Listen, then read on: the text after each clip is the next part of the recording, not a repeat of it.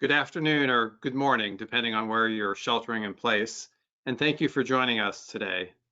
My name is Randy Shaheen. I'm a partner in BakerHostetler's Advertising, Marketing, and Digital Media Practice Group, and it's my pleasure to be joined today on this program with my colleagues Linda Goldstein and Ann O'Brien. Linda, who's well known to many of you, co-chairs Baker's Advertising, Marketing, and Digital Media Practice Group, along with Amy Mudge, and is widely known as an expert in various advertising and marketing issues. Ann O'Brien is a partner in Baker's Antitrust and White Collar Group, based in Washington, D.C. and Philadelphia. She recently joined the firm after nearly 20 years at the U.S. Antitrust Division, where she held various enforcement and policy leadership positions. Before we start our discussion today, which is going to talk about issues related to marketing, promoting, and pricing products during the COVID-19 crisis, there's just a few housekeeping items I'd like to mention. First, our program is scheduled to last for an hour today, and it's approved for an hour of CLE credit in California, New York, Pennsylvania, and Texas. You can also get New Jersey credit reciprocally through New York. Credit requests are pending in Florida and Illinois. So if you fall into one of those states, during the course of the webinar, first around the middle and then at the end, there'll be two codes that you'll need to jot down so you can enter them into a CLE questionnaire at the end. When the webinar ends, you'll look for a small pop-up on your screen. Click close on that pop-up, and then there'll be a CLE quiz that will appear immediately afterwards. Make sure to answer all of the questions. I don't think any of them are hard. And then we'll take it from there and submit for CLE credit on your behalf. If you're looking for CLE credit for any other states, we can go ahead and send you a certificate of attendance and electronic material so that you can go ahead and file directly. Also, if you have any questions during the presentation, you'll see on the screen on the right-hand side, there's a bar where you can go ahead and type questions in. We'll try, time permitting, to answer those at the end of the program. If we run out of time, then we'll try to follow up directly with you afterwards to get back to you on the question. And then finally, we'll be sending out an email in a few days with a link to a recording of the webinar, which will obviously have the PowerPoint as well. So with that, let me go ahead and get started and kick it off to my colleague, Ann O'Brien. Thank you very much, Randy. And I think as we all try to look for silver linings in the situations everyone is struggling with, a silver lining for me has been, since joining the firm, given all the price gouging issues that have arisen, I really was able to jump in quickly and work with Randy and Linda and Amy Mudge and just the terrific ad team here. So that's been a slight silver lining in an otherwise difficult situation for everyone. And the reason we've been interacting a lot, and the reason I was invited to speak here, is because price gouging is really of obviously great public concern. We all hear a lot about it. Interestingly, getting together a definition that is, and Randy, I think we can move to the next slide, to the price gouging slide. But the definition that we have here of price gouging at the top is that a seller increases prices to exorbitant amounts to capitalize on an emergency. And that's really just a common understanding of the idea. But the actual price gouging laws are much more nuanced. And the antitrust nerd in me can't help but note that price gouging is tricky from an antitrust and competition perspective, because under antitrust and free market principles, businesses really are typically allowed broad freedom over the prices they charge for their products.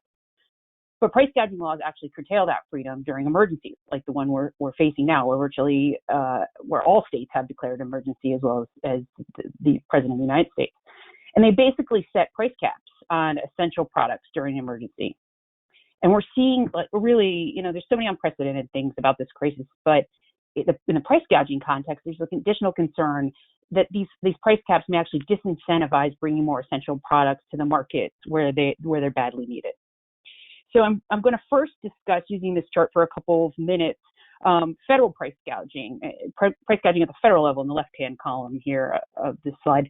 Because during my 2 decades at DOJ, we usually saw price gouging concerns prompted after natural disasters like hurricanes, and they were particularly about increasing gas prices. So after Hurricane Katrina, for instance, and other essential products, tarps and building supplies and water.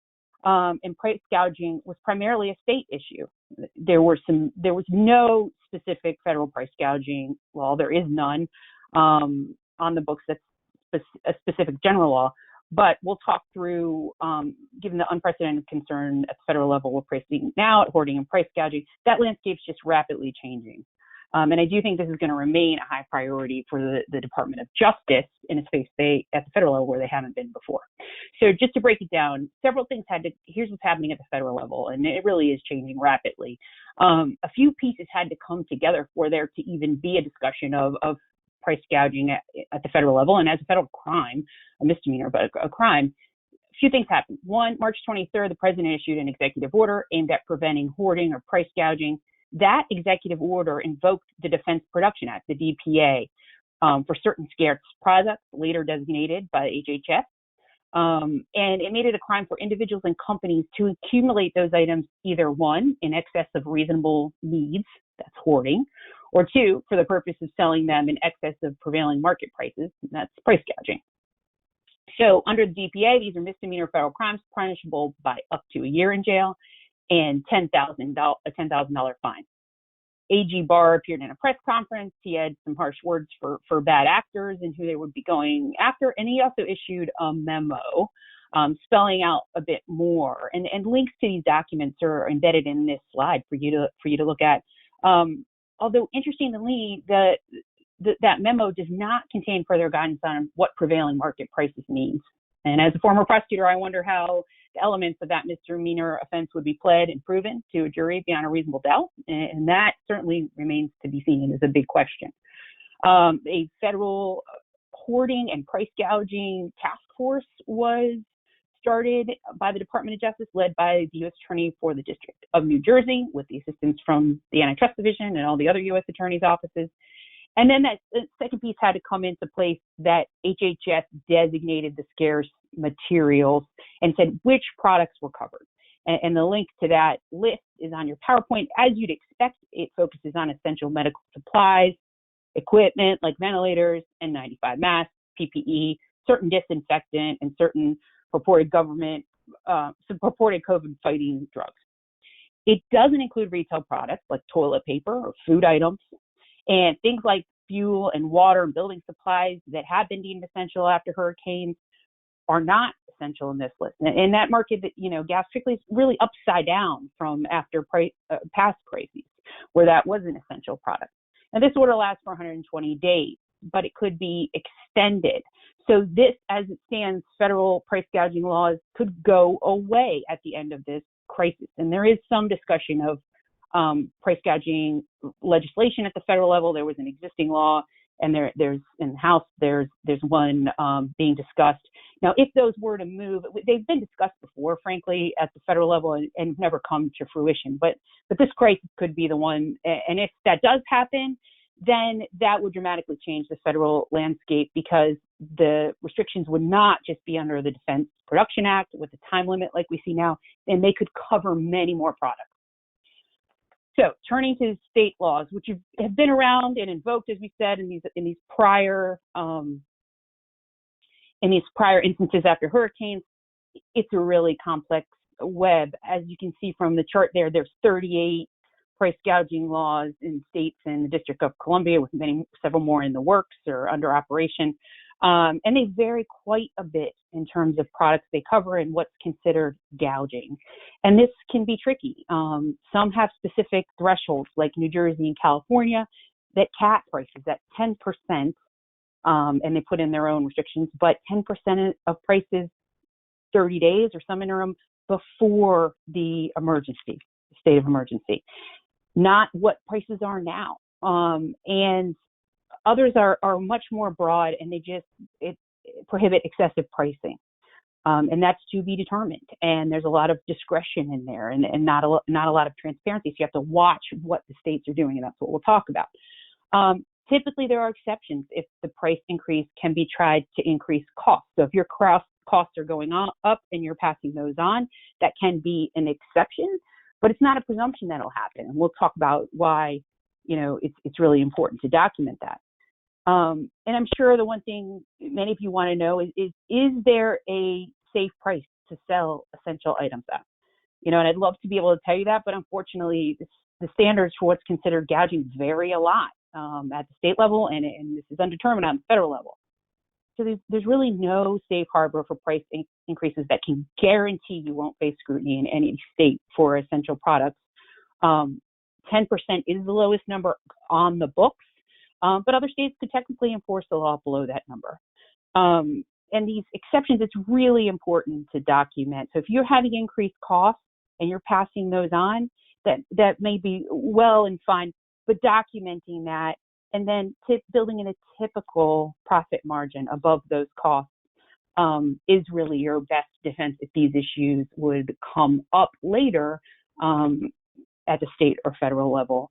So moving on to the next slide, I have a slide here that just quickly highlights some state government activity after COVID started.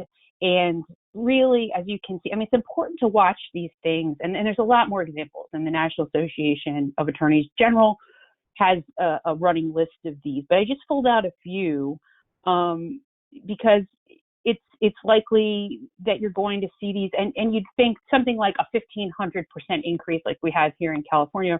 And that's far from 10%. So that's not all that surprising. Watching other ones, if someone is willing to pay $14.99 for a bottle of sanitizer, that's 150% increase. That's certainly closer to the line, and a cease and desist letter was issued there. And we continue to monitor these enforcement actions in areas to kind of see where the enforcement is lying at the state level. So moving on to the next slide. In addition, well, not every state has brought actual enforcement actions. There have been some joint requests filed by a coalition of states asking large online retailers to stop gouging on essential items stop others from gouging, to be clear, on essential items through their online platforms. And it can be a tricky issue. On a webinar last week, we had Trish Connor, in the Antitrust webinar, we had Trish Connors from the Florida AG office, and she really touted the efforts of those online retailers and platforms against price gouging. So I thought that was interesting.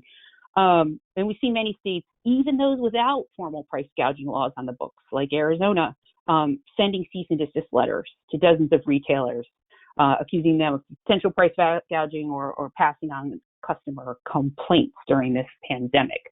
So that's to keep an eye on. Moving on to the next slide. In the federal government level, we talked about kind of this nationwide effort.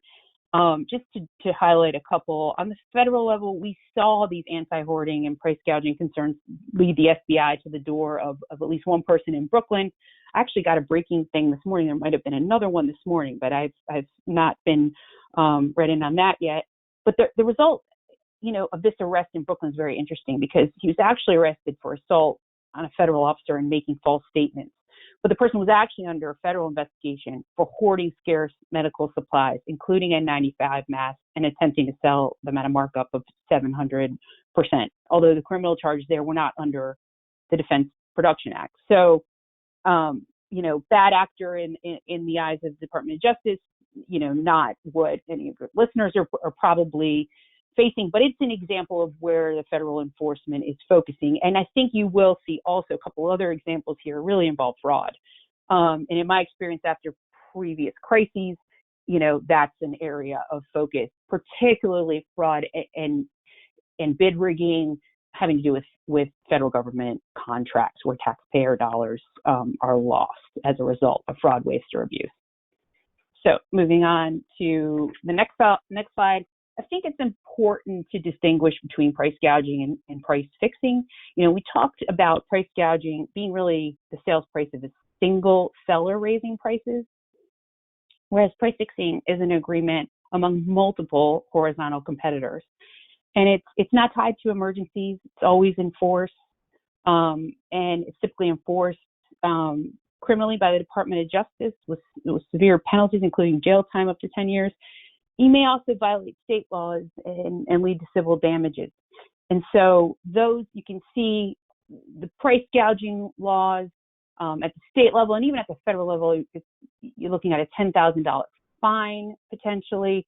But the price fixing is really what to watch out for when some of these meetings come together in competitor collaborations because of the stakes being so high. And I think there is some temptation to talk about prices as everyone struggles to figure out how to set them.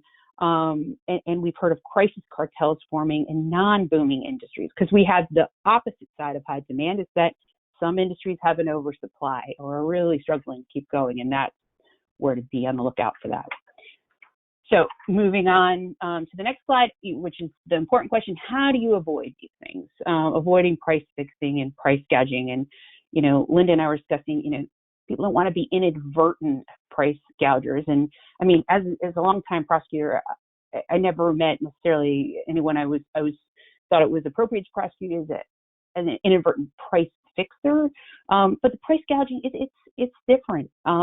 Price fixing, the easiest way to avoid it is to always set prices independently. No collusion, as we hear a lot these days.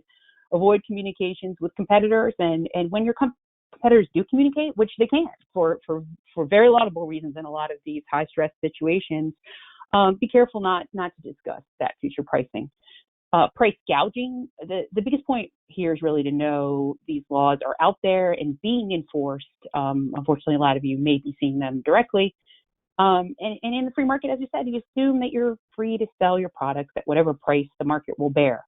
And that's usually a good assumption. But these times are an exception. And avoiding taking advantage of the situation and not looking like a profiteer may sound easy. Not the guy in Brooklyn who was arrested. But unfortunately, it's hard to know what a profiteer looks like since the standards for what's considered gouging vary a lot, and there's no safe harbor for these price increases. The good news is nearly all of those gouging laws have some sort of exception where the seller can prove that the price was proportionate to their increased costs. So the safest route is really focusing on what are your real costs, and then build in the typical profit and document that in case you are asked later. The final note I'll just make is that these direct fines and penalties, I mean, they're not the only risk. Even if your company is trying not to take advantage of the situation, we have seen multiple instances where downstream resellers might be. And if they do, the bad publicity and reputational harm can come back to the manufacturer or even others in the distribution chain. Just last week, a manufacturer of masks filed a complaint against an unauthorized reseller who was attempting to resell their product at 500+% increase. So I'm sure we'll continue to see those. And just quickly, my last slide here, moving on to the bid rigging and market allocation, just to round out the form of conduct that can have antitrust implications in some of these difficult contexts. As a former prosecutor, I just can't help but provide those quickly. But these are other possible areas of antitrust risk when a lot of these collaborations are coming together in this crisis. And again, like price fixing, the best way to deal with this is just to make independent decisions in these contexts. So with that, I will turn it over to Linda.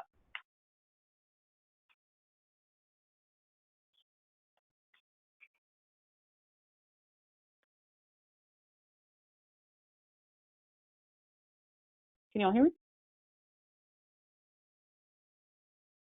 Oh, sorry, I had it on mute. So thanks, Ann. I'm going to focus, if we can go to the next slide, Randy, pretty much on, what's happening at the federal and state level in terms of more of the advertising and marketing practices. And as you might expect, there is pretty rigorous scrutiny right now by the FTC and the state AGs and the FDA. And their key areas of focus, really not surprisingly, are, bogus COVID-19 defense products that are being marketed as a way of, providing added defense to COVID-19. And it's interesting because we've had people come and ask, well, vitamin C, zinc, those have historically been promoted to help boost immune systems. Randy's going to talk about implied claims, but as you'll see, some of these, well-established ingredients are now being marketed in ways that are, raising the eyebrows of the FTC and the FDA. So even claims that perhaps in a different environment might have been okay are going to be more suspect now. Obviously, they're also focused on misleading health and safety claims. Products targeted at seniors, not only because seniors are more at risk for COVID-19, but this has long been a priority for the FTC. There was a recent action brought by the FTC related to, providing assistance with how the new CARE Act might apply. There seems to be a lot of robocalling happening, I guess because people are at home. So the FTC is focused on DNC violations and obviously concerns with privacy, data security, and identity theft during this time. We can go to the next slide, Randy.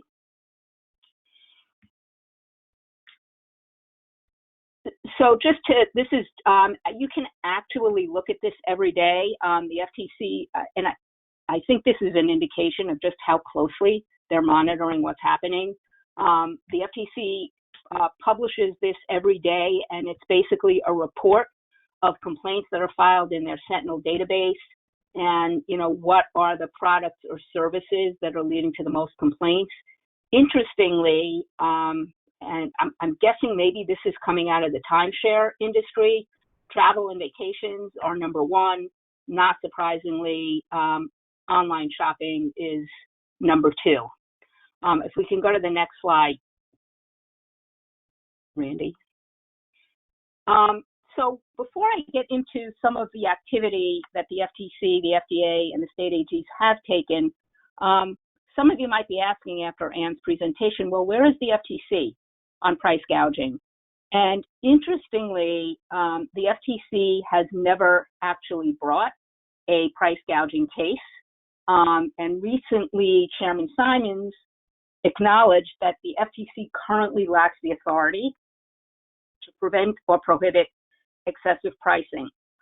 There are actually, and the Democrats have introduced some bills into Congress which would expressly grant the FTC the authority to regulate price gouging with civil penalty authority of $10,000 per violation. I bring this up because, as we know, the FTC is looking to expand its authority to obtain civil penalties as its right to obtain restitution is being challenged in the courts right now. So this is actually just from a broader FTC perspective and outside the realm of COVID-19, something we're really going to want to keep an eye on because it could be a precursor perhaps of other requests to come from the FTC to expand its authority. Next slide. But in terms of sort of where the FTC and the FDA have been right now, the FTC and the FDA have actually sent 25 warning letters to marketers of products that were promoted for treating or preventing COVID-19. What the letters reflect, and this should be no surprise to anyone who deals with the FTC, is that the FTC considers any claims really that any product will help in any way with COVID-19 to be false per se, because there are currently no vaccines, no drugs, no over-the-counter products that have been proven to prevent or treat COVID-19. And from an FDA standpoint, they consider those products to be misbranded. Now, interestingly, these initial warning letters went where you would expect them to go. They were primarily focused on the dietary supplement category. And if we can go to just the next slide, Randy. Here's just an example of one of the warning letters that was sent. This was a marketer of a CBD product, and basically, what they said was CBD can help keep your immune system at the top of its game. We want everyone to take CBD and take advantage of the potential to help prepare your body to fight a coronavirus infection. Now, this would probably likely be challenged even in the absence of COVID-19, but certainly in this environment, any reference to immune system or immune protection is going to get added attention. But as I mentioned, if we can go to the next slide, these joint warning letters were mostly sent to people in the dietary supplement category. But more recently, the FTC has sent letters to companies selling products also making claims related to COVID-19. And many of these letters were sent to companies outside the dietary supplement industry. And I think what's interesting about these letters is that some of them are challenging claims that, absent COVID-19, you might not think is problematic, but kind of illustrates the heightened sensitivity that the FTC has right now to any claims that might somehow be linked to COVID-19. So if we can go to the next slide, I thought this was an interesting illustration of that. One of the warning letters, next slide please, was sent to a company called, if you can go back please, was sent to a company that, basically was marketing a brush. And basically they said, take this lightweight brush with you, keep your hands and face clean everywhere you go, protect yourself from coronavirus. Now, I would imagine that these guys are probably thinking, we're just restating CDC instructions. I mean, the CDC is basically saying you should wash your hands to protect yourself, help protect yourself from the coronavirus, and we're giving you a product that helps you wash your hands and maintain a good hygienic regimen. But I think it illustrates that in the world we're living in now, any direct connection between a product and the coronavirus is likely to hit the FTC's radar. And similarly, another one of the letters had to do with vitamin C. Vitamin C, there's lots of research that shows that, it can help with the immune system. These particular ads were clearly more aggressive because they made the establishment claim that vitamin C is proving to be one of the most effective agents out there right now against COVID-19. But even absent those express establishment claims, and Randy will talk more about the implied claims, that kind of connection, even between an established ingredient and COVID-19, may be suspect now in this COVID world. So if we can go to the next slide. The FTC also just recently sent warning letters to 13 voice over internet protocol providers and other companies that are making telemarketing, basically robocalls. And most recently, just a few days ago, the FTC brought an action against a company that was claiming to be an approved lender for a coronavirus federal relief to assist basically primarily small businesses with that. They used SBA as their DBA, so they probably, could have suspected that might attract FTC attention. So we can go to the next one.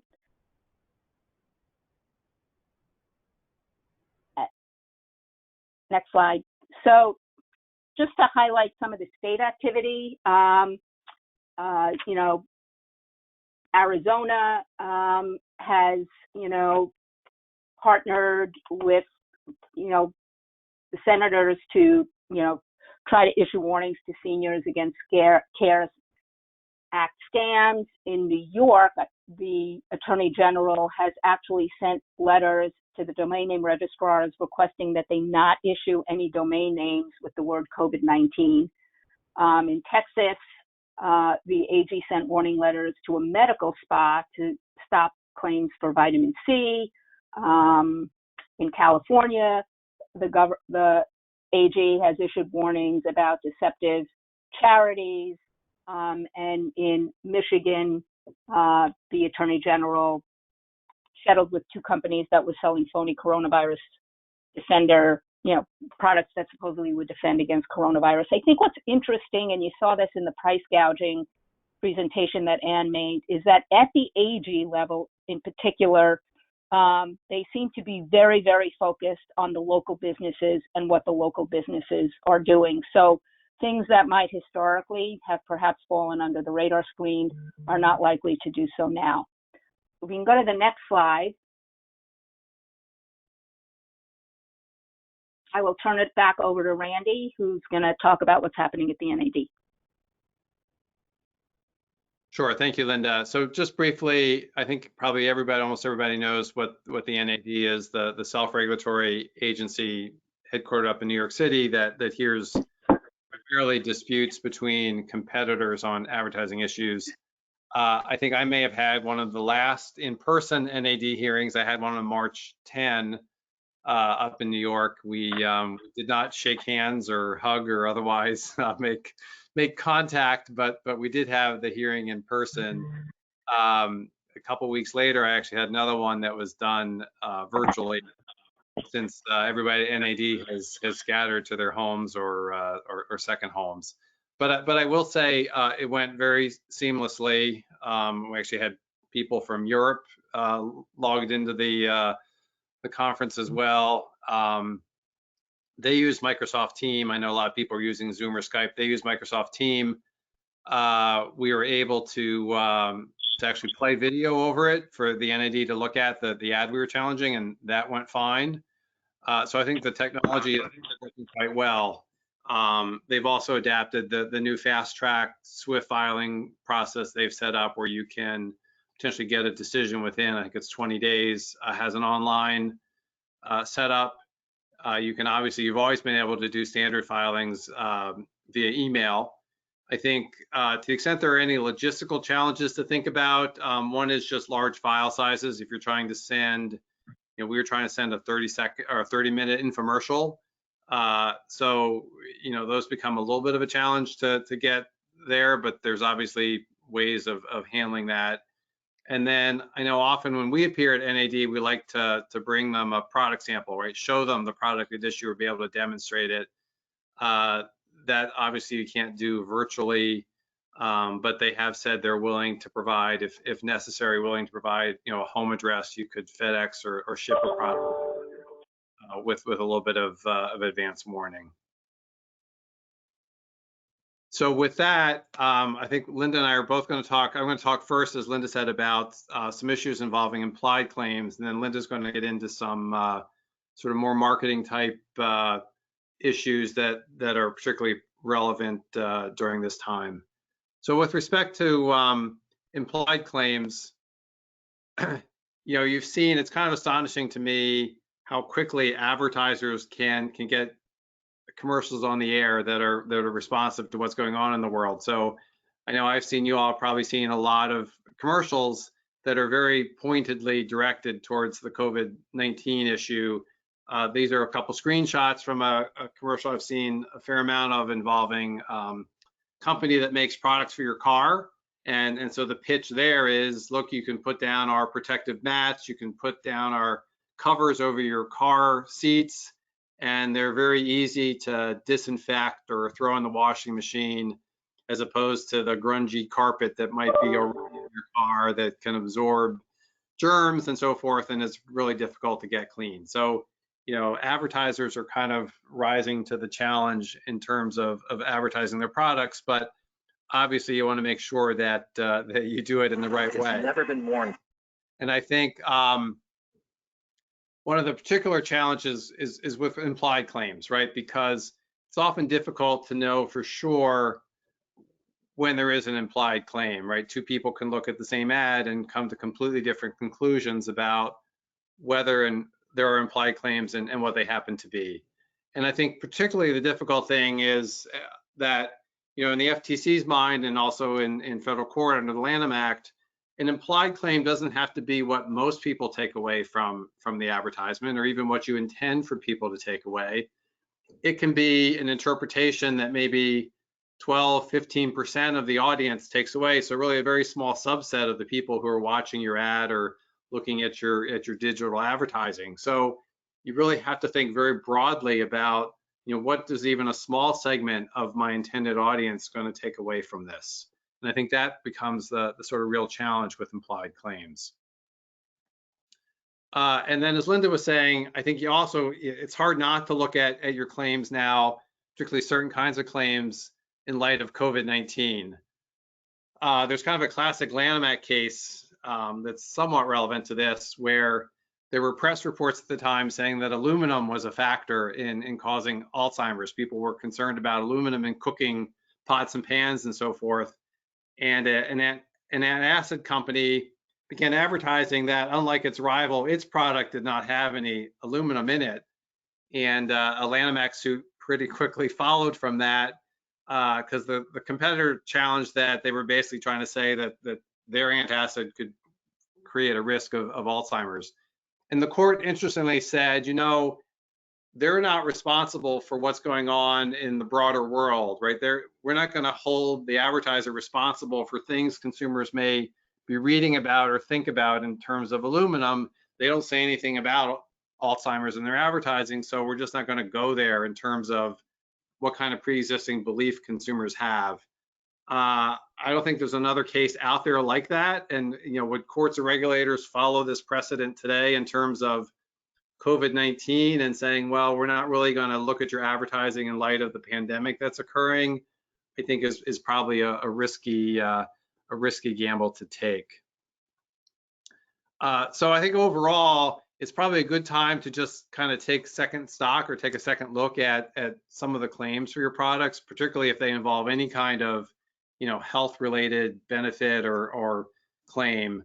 And certain claims that in the past you may have decided are low risk or moderate risk may suddenly look a lot different in light of what's going on in the world. And so you may want to just look to see, is your substantiation really up to that new kind of heightened risk reality? And then just in terms of a couple quick examples, I've seen some ads, again, you all probably have too, touting, contactless, right? Contactless is the new buzzword. And I think you have to be a little careful about what kinds of implications come from the use of that word. So I think, if you talk about contactless delivery, right? We're all ordering food and they say you have contactless delivery, right? That seems relatively clear, right? You're not going to have to like touch or shake the hand or take a pen from the delivery person. But if you have a claim about the product not being touched once it's sent out, what does that mean? What is the product?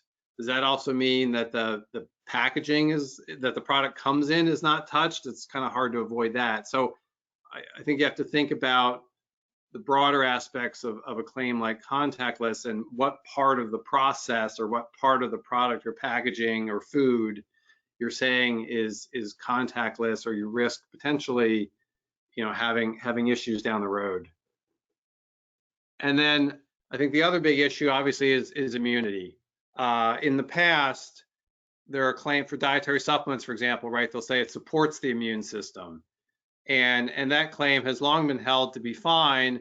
And as a general rule, the FTC has said that supports the immune system does not by itself imply reducing the risk of disease, colds, flus, et cetera, but you have to be careful not to imply that. And so in the bottom of the screen, there was just an example. The FTC brought a case against Dannon and its Dan Active probiotic drink. And one of the things they argued is that visually, by showing this school kid with kind of the yellow protective bubble around him going off to school, that the visual here implied protection against colds and flu. And interestingly, in that case, the FTC did go ahead and do a survey, a consumer survey. They eventually made the survey public. You can see in that survey, I think the number is roughly 22% of people who watched the ad took away a prevents cold and flu claim. So again, it was a minority, but it was a sufficiently large enough minority that the FTC felt confident going ahead and arguing there was an implied claim here. And then lastly, what about a claim of boost the immune system? So not just support it, but actually make it stronger. And does this necessarily imply that there's going to be a benefit, that boosting of the immune system is going to benefit you in terms of disease prevention or reduction?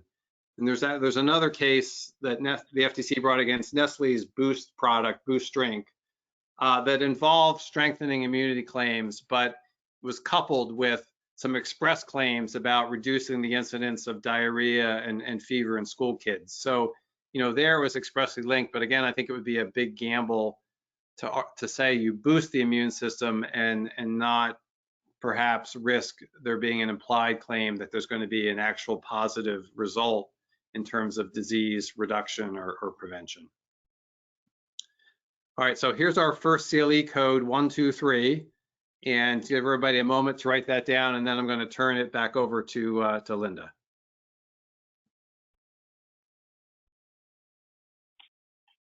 Okay, so I'm going to touch on a couple of other marketing issues that, we've seen kind of take center stage, or where, many of the clients seem to be going. The first one I want to touch on is cause-related marketing. If we can go to the next slide.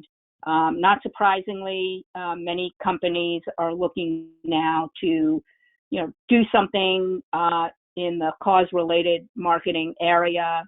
So we want to take a moment just to remind everybody that there's no special exemption for COVID-19, and if you're doing any kind of a cause-related marketing program, it's likely going to trigger either the charitable solicitation or the commercial co-venture laws, most likely the commercial co-venture laws, which are basically any arrangement between a charity and a commercial entity, basically where the advertiser is somehow representing that the purchase or use of its goods or services will benefit a charity.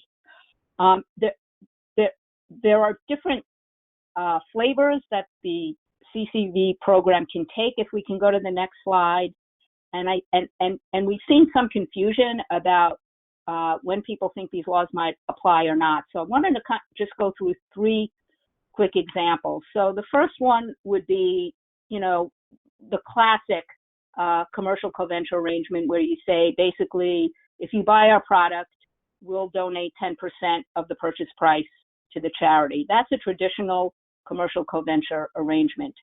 The second might be something like you're not really tying the charitable benefit to the actual sale of a product, but you're saying something like, for every like on our Facebook page, we'll donate 10 cents to charity. This is what we call a goodwill commercial co-venture, and I'll talk in a moment what the distinction between the traditional and the goodwill means. And then finally, if the advertiser is if you're just providing a link to donate to a charity, that's a direct donation from the consumer and wouldn't fall under the commercial co-venture laws. But again, if you set it up so that the consumer is providing the money to you, and then you are going to filter it to the charity, then these laws are going to apply because you're coming into contact with the money. So if we can go to the next slide. It's just important to remember that these commercial co-venture arrangements are regulated in over half the states. The requirements vary, but the most common requirements are there does need to be a written contract with the charity or the charities. There are certain disclosures that have to be made in the advertising, like the name of the charity, the amount of the donation, the dates for the promotion that will be in effect, and any minimum or maximum amount that the advertiser is going to donate. There are record-keeping and accounting requirements, and in some states, there is a registration and bonding requirement. If we can just go to the next slide. Again, very, very high level, but if your clients come to you, and what we've seen is once the idea hatches, there's a lot of pressure to get these done very, very quickly. So there are 6 states that require registration for what I described as the traditional arrangement. Those are Alabama, Hawaii, Illinois, Massachusetts, Mississippi, sorry for the typo, and South Carolina. 4 states though, actually require it for a goodwill promotion as well. Alabama, Illinois, Massachusetts, Mississippi. There's a practical decision to be made there about, whether you choose to register in those states or not, but do know that the way those laws are written, they could apply broadly to these goodwill promotions that are not directly tied to a product. And the two states that require a bond are Alabama and Massachusetts. If we can go to the next slide. I wanted to just touch on some other, I would say, risks, pitfalls, in the sense that these are things we normally do every day, but perhaps need to think about them a little bit differently in the wake of the pandemic. So the first has to do with automatic renewals. There is a class action that was just filed in California against Six Flags. And interestingly, the lawsuit is not about compliance with California's automatic renewal law, as so many of these cases have been. It's pled as a false advertising claim, and the theory is that these consumers are paying monthly or annual membership fees. Six Flags promised that the parks would be open 365 days a year, and now the parks are closed, and allegedly they haven't, refunded any of the membership fees. So I flagged this to say that if many of the automatic renewal programs not only can continue during this pandemic, but they're actually thriving, particularly those in the digital space. But I would say if you're operating any kind of auto renewal programs, it's probably prudent to at least just make sure they are continuing to run as originally advertised when the consumers signed up. The second one I want to flag is Made in USA. This is not new in the sense that the FTC has been pretty aggressive in the last year or so in challenging false Made in USA claims. I think, again, just as we're starting to look at, old claims in a new light, what we're seeing a lot of are claims like, ships from the USA, or something, some other claim that is trying to give consumers comfort that the products are not coming from China. And I would suggest here again that you just want to be careful with these claims to not imply that the products are not being made in China or haven't come in some way from China or another country, if in fact they have. So again, I think, we know what the rules are here. They have to be made, all or substantially all made in the USA. But I think some claims that we wouldn't have blinked an eye at perhaps, a few months ago, now we need to look at through a different lens. And finally, I want to mention shipping and delivery claims. We all know that there are challenges with delivery. There's also, as more and more consumers are ordering online, it's important to look at your shipping and delivery claims. Just 2 days ago, the FTC brought its first mail order case in quite a while, and it was basically against a company that was promising, making promises like quick delivery, 2-day delivery, and the commission extracted a $9.3 million judgment against the company based on the fact that they did not have a reasonable basis to believe that they could comply with their shipping claims. So knowing that there may be deliveries and certain things may be out of your control, again, I think it's prudent to take a look at whatever shipping or delivery claims you may be making on your websites. If we can go to the next slide. I just covered that, so we can move on. So I want to take just a few minutes to talk about some, contractual implications, and particularly focusing on force majeure clauses. This is just one example of how the virus is impacting existing contracts. These were, some statistics that were published on advertisers that are canceling media buys or, trying to defer media buys. If we can go to the next slide. And there's a significant percentage of, paid media buys that advertisers are really, either trying to cancel entirely or push off to later in the year. And many of these media buys have been firm buys. In some cases, they've already been paid for. But this is just one example of, how the pandemic may affect existing contractual commitments. And then the question becomes, to what extent, depending on which side you're on, can I rely on the force majeure clause, or can I in some way enforce the force majeure clause? So if we can just go to the next slide. The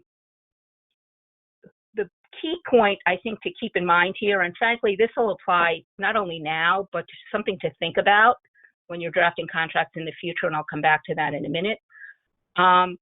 Whether or not the force majeure clause will help you, whichever side you're on, the language and the jurisdiction are absolutely key to the enforceability. So there is no way to say on a global basis that you can rely on your force majeure clause without looking at those two things. If we can go to the next slide. So these clauses typically take one of several forms. They may be non-specific, and talk about, not really defined specifically, but just talk about, a delay or failure to perform based on events beyond the reasonable control of a party. If we can go to the next one. Some clauses are more specific and may identify situations, but still have the general catch-all, like identifying strikes, fires, floods, or other conditions or contingencies beyond your control. So that's also, it still has a somewhat general catch-all that you can rely on. But then others, if we can go to the next slide, are, more specific. And depending on what you have in there, that, can help or hurt you. So obviously, if you have mentioned an epidemic or a quarantine, you're going to have a good likelihood that it's going to be enforced that way. But if you mention, various specific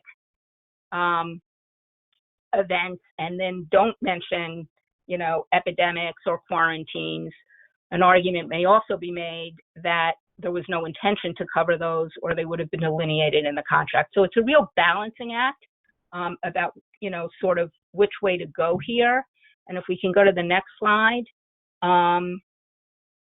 But it is important to remember that many courts, most courts actually, will read force majeure clauses pretty narrowly. But if there's, pretty much regardless of which of those three you have or some variation thereof, you're going to at least have the argument that it applies to the COVID-19 related performance issues, because this is, clearly an event that at least is outside your control. And so to the extent that catch-all exists, that's going to give you a pretty good hook. But if we can go to the next.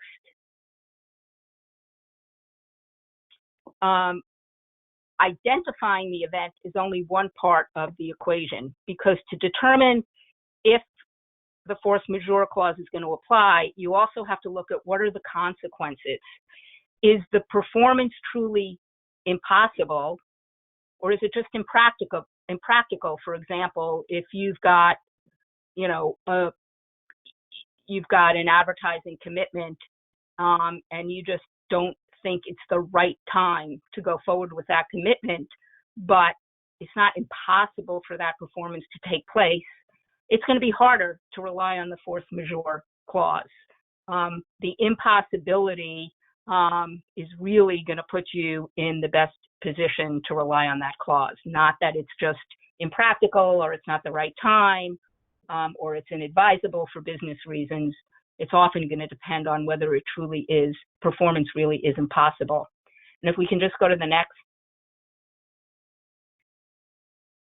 I also want to mention that there could be, if you don't have a good force majeure clause, there could be some common law theories that would apply: frustration of purpose, impossibility of performance, act of God, possibly against public policy, particularly now where the public policy is so strongly in favor of social distancing. That may help with certain of, these contractual commitments.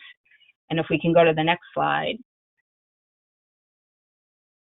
And so in terms of new contracts, thinking about contracts that you're drafting now, I think one of the things to keep in mind with force majeure clauses is whether the event was foreseeable or unforeseeable. Now there might be a good argument that the pandemic was unforeseeable. That's going to have less weight in the future.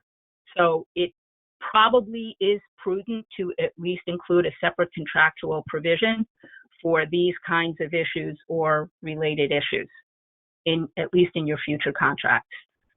So if we can go to the next slide, I am going to turn it back to Ann to wrap it up.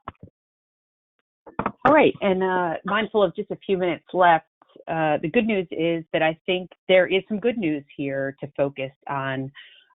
If we move to the next slide, the government seems to have recognized the importance of collaboration and how difficult it can be, and it really needs to be done quickly in the times of COVID-19.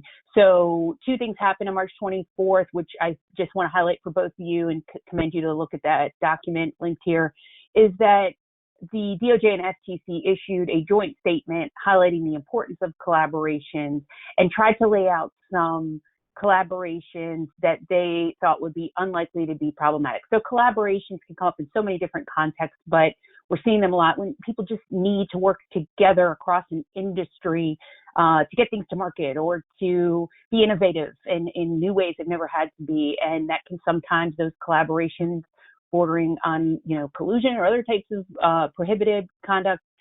DOJ and FTC said, here's things we're not worried about, and gave a good list. And it won't be shocking to anyone who's looked at the competitor collaboration guidelines there.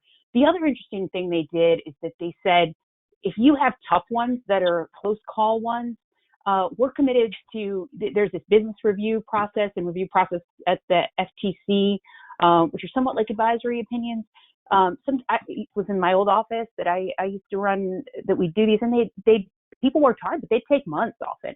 So they said 7 days, we'll get you back an answer. So the next couple of slides, which I won't go over in detail, but we can move on to the next one, just show some examples. I mean, quickly, DOJ and FTC or DOJ has issued these business review letters all on their website. The links are here. Both of these ones where they approved the proposed conduct or said there was no present intention to challenge it, had to do with increasing supply and channels of distribution for much needed PPE and pharmaceuticals. So those are two examples. The next slide is not a COVID related one, but one that might be interesting to all of you, a recent business review letter. It wasn't an expedited one, but having to do with the associations of independent commercial producers seeking review for this interesting proposal to develop an online platform for advertisers. And that just came out from DOJ, and you can read on it, the links here about that.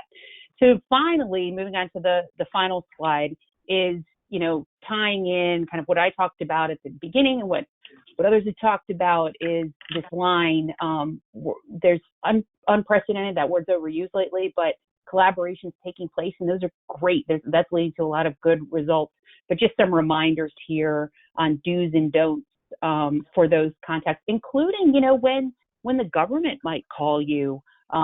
There is a lobbying provision that Nora Pennington that was mentioned before, but think hard about that interaction, because as Linda said, there just really isn't a broad exemption for the antitrust laws either, that just because it's an emergency in COVID, everything's fair game. So I won't go through them all in the interest of time, but you can take a look at these do's and don'ts. Many are common sense, but they're worth thinking about in this crisis mode that we're all in. So that's it for me. Thank you. I'll turn it back over to Randy. Thanks, Ann. So just want to thank everybody for joining us. The slide that's up on the screen now just has a link to, we've tried to kind of consolidate a lot of online resources to address and answer legal questions about COVID-19, including lots of things we didn't cover today, like employment-related questions, tax-related questions, and so forth. So this is kind of a one-stop shop for any COVID-19 questions you all might have. So once again, just want to thank everybody for joining us. And this next slide is going to have the all-important last CLE code 248. And again, when the webinar ends, you'll see a pop-up, and just close that, and that should pull up the CLE questionnaire for folks who are looking for CLE credit. So thank you all very much.